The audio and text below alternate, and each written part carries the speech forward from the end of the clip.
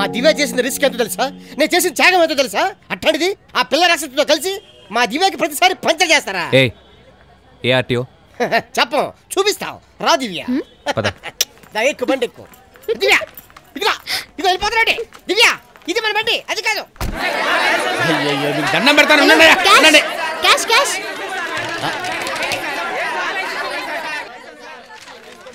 ఓ ఏమ్మా, వేరే బిజినెస్సా, వేరే లైసెన్సా, వేరే కజినా? అవును, ఇతని పేరేంటి? ఏసీ సత్యం. ఏసీ సత్యం. ఇంట్లో ఏసీ లేదా? పేరులో ఏసీ పెట్టుకున్నావు. సరిపోద్దా? అమ్మా, ఏంటి సార్ ఇది? ఏంటి సార్ ఇంత హెవీ స్ట్రోక్ ఇలా ఇచ్చారేంటి సార్? నాకేమీ కనపట్లేదు సార్. అమ్మా, ఎవరమ్మా అయినా? చెప్పానుగా, assistant commissioner Satyam. Assistant commissioner. Sir sir sir, ఏంటయ్యా డ్రీమ్ డిస్టర్బ్ చేశావు? డ్రీమా? ఎవరు సార్? మొన్న లైసెన్స్ కోసం వచ్చిన అమ్మాయి గురించేనా? ఆ అమ్మాయినయ్యా, తనకి 8వ నెల.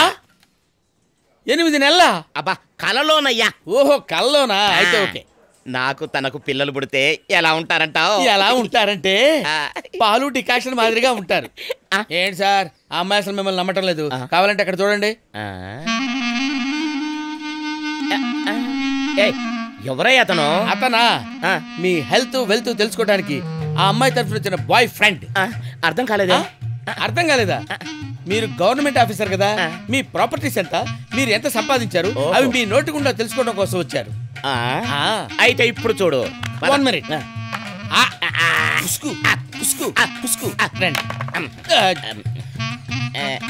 Hi darling.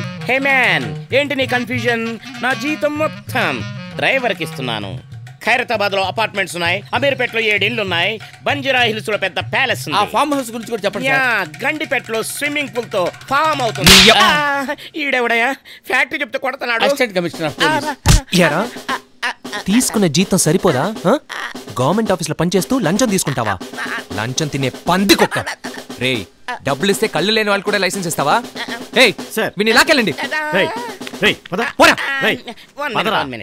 ఎక్స్క్యూజ్ మీ, నాకు చిన్న డౌట్. ఈ బాయ్ దగ్గర లేనిది ఆ బాయ్ ఫ్రెండ్ దగ్గర ఏముంది పాప? నా బుర్రకి ఎక్కేటట్టు చెప్పు డార్లింగ్. డార్లింగ్